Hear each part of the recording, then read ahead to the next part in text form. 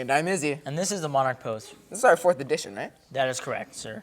So a full month of the Monarch Post has passed. This is true. You have a point? I just find it interesting. Here's something. Next week begins October. Oh. So that's crazy. I'm like literally shocked right now. Like I'm actually shaking my boots with that information. No enthusiasm? It's spooky month. October is literally the best month of the year. It's spooky month. Let's turn it over to Geo with the weekly Patriotic activity.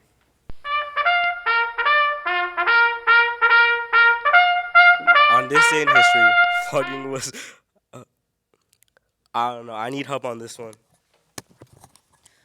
On this day in history, flogging was abolished as a form of punishment in the United States. That's right, naval officers used to flog poorly behaved crewmates. It was considered necessary to prevent deserters and mutiny on a ship. What is flogging, you ask? Well, a wrongdoer would be tied to the mast of a ship and beat until they fell unconscious. What would they beat with? Fists, whip, sticks, canes, and a cat-o'-nine tail. Whatever the captain had on hand and felt appropriate. That doesn't sound very American, right? Not like something that a representative of the American government should do in a freedom-loving society? Well, it really wasn't, but some people thought it was necessary to maintain and order a ship. Flogging was finally outlawed on September 29, 1850, through an act of Congress. It was deemed too brutal and inhumane by the government. So what's the lesson here? Well, as a country, America is moving towards a greater level of humanity and freedom. Removing cruel forms of punishment is the only way that we can improve as a country. As it was said by Theodore Roosevelt, order without liberty and liberty without order are equally destructive. Now back to the anchors.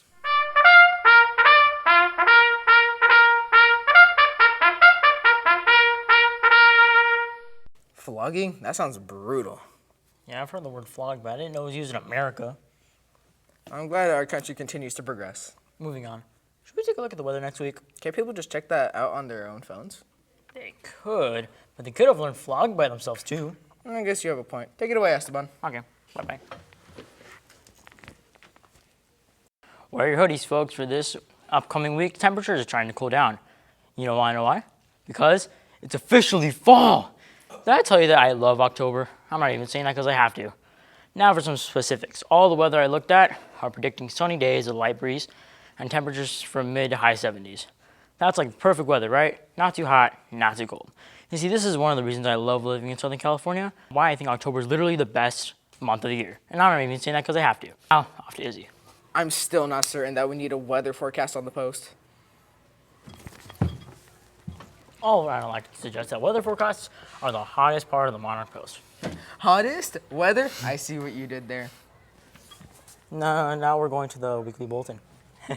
Breaking news.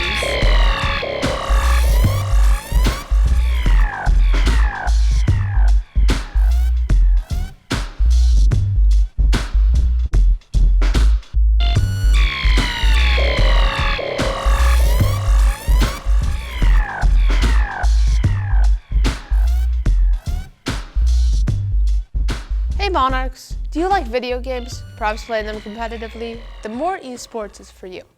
We meet after school every Monday from 3:20 to 4:20 in K4, that is Mr. Simmons' room.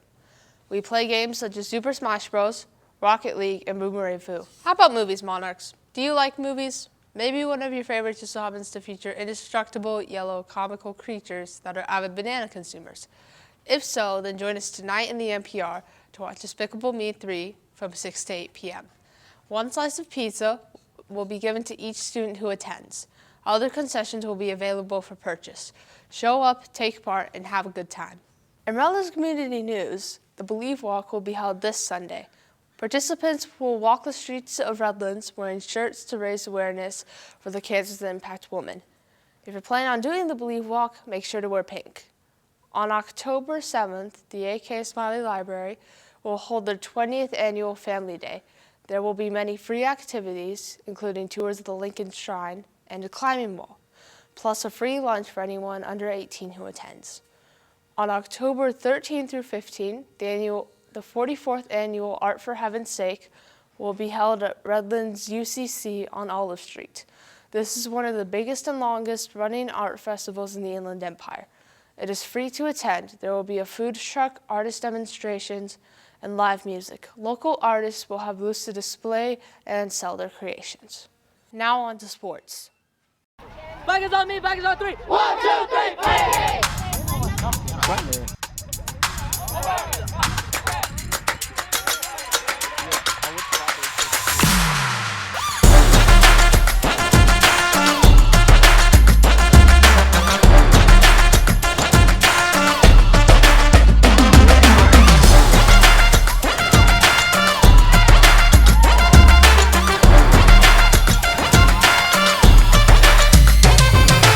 Our Monarchs had 2 volleyball games this week, one on Monday, September 25th, and one on Thursday, September 28th.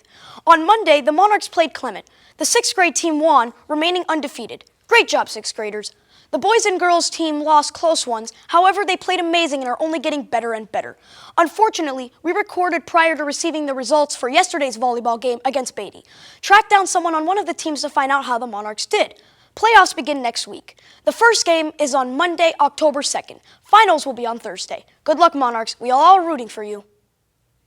About that 6th grade volleyball team. Still undefeated? That's impressive. I'm expecting them to bring home the hardware.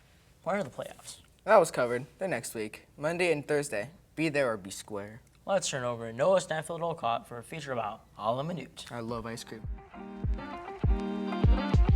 A la Minute is an ice cream store on 19 East Citrus Avenue.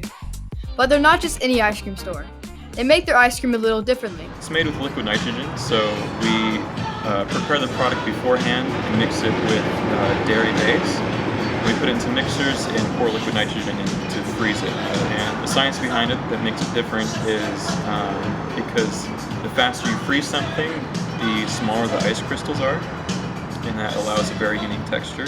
So basically, you simply tell them the flavor you want, and they make it in under a minute, hence the name, which is French for in a minute. It was founded in about 2011, and it was because Ryan and Cassie Burke, they're a couple who owns the place. They wanted to display the beginning to end story of farm to table, the incredible relationship that you can form with farmers, and basically finding the best ingredients possible to make the best product as possible.